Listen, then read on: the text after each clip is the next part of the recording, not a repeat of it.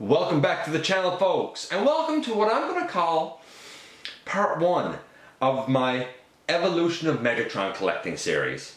This isn't going to be a real long one, but I wanted you to see where I kind of started from to where I'm to now, and kind of how my tastes have changed, and see how they sort of measure up with your own. Very recently, I started looking back at, I guess, an earlier version of the Generations line, kind of the Thrilling 30s era, and I got sidetracked. I got sidetracked with some exciting new product.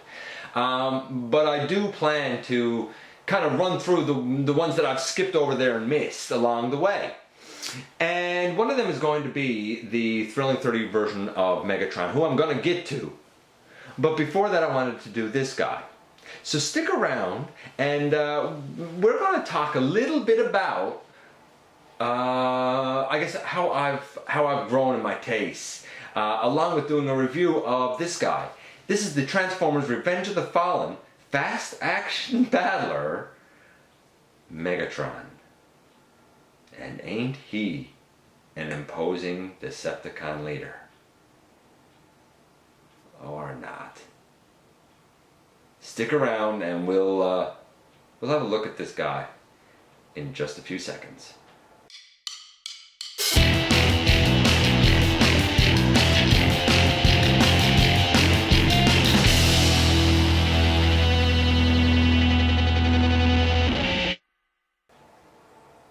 Welcome back to the channel. I'm your host, Dennis Moulton, aka GotBot, and I appreciate you dropping by. Please check me out across all social media and have a look at the Everything Factor Machinery of Man. And yeah, this is the Fast Action Battler Megatron. Now, here comes the GotBot true story part. I, as a kid, despite the Transformers I had, never did have a G1 version of Megatron. Never had that figure. I don't even remember seeing him in the stores. I'm sure he was, I just don't remember seeing him.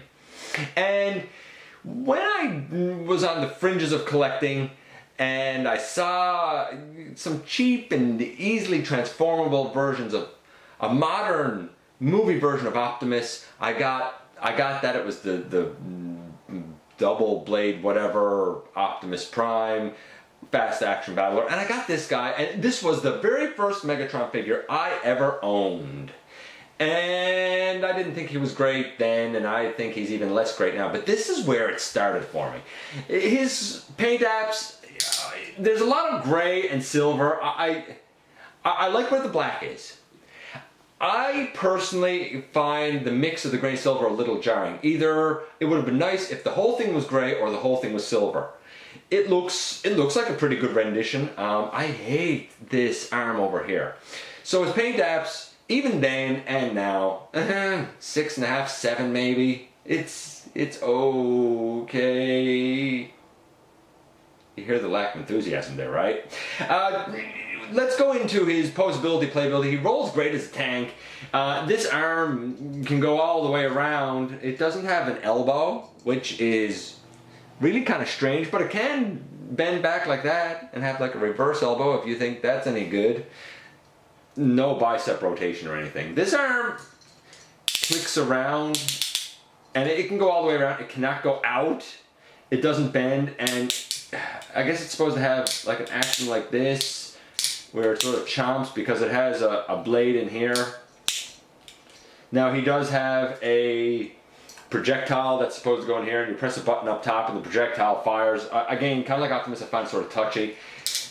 He does have a waist articulation, which is nice, and the leg can go all the way out and all the way back. They don't really open any wider than that. There's ever so slight of a knee, nothing great knee-wise, and he doesn't particularly stand the greatest.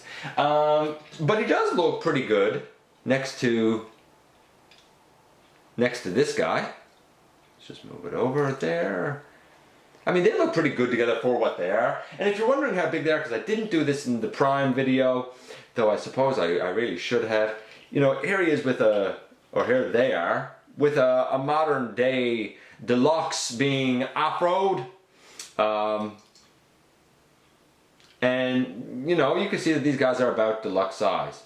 And part of the reason that I got this Megatron as I did is because I thought that a deluxe size was a good size for the leader of the Decepticons. Oh, how wrong I was. So his posability, 3, maybe 3. Transformation. You fold up that arm and you bend it behind his back, and you fold the other arm over, and these two arms sort of, there's a series of tabs here that go into a series of holes on this side, and they tab together like that. Also, the head automorphs when you bring back his arms, so the head sort of just naturally goes down. I thought you just had to bend up the legs. You don't. You have to pull down at the waist, and it opens out like here-ish. I really hope that's focused. You bend it up there, and there's a peg on his leg that goes into a slot up on his shoulder, and a peg on his leg that goes into a slot on his shoulder.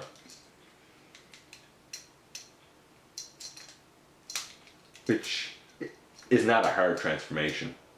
And once you get them up, there you go. There's his weird Cybertronian tank mode.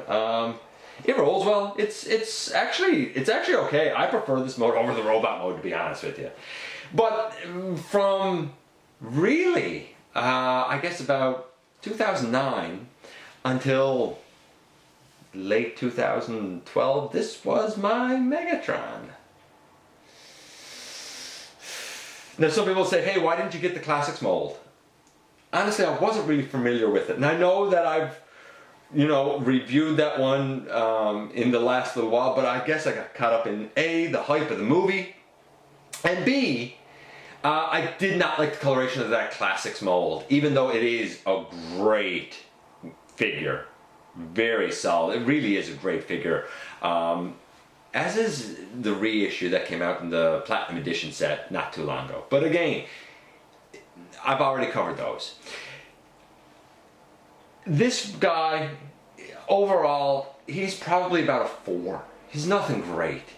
But he is, and I guess the fact that he's not that great is what would propel me to want to improve on Megatron. And I would do just that thanks to Thrilling 30s. And I would do it with a Megatron that I never would have thought that I would get. Anyway, that does it for this one. I thank you for sticking around here for part 1 of my evolution here.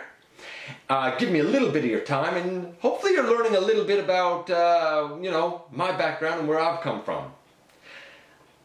All I can say is thanks, and I look forward to the next time that you and I have a visit right here inside the videos.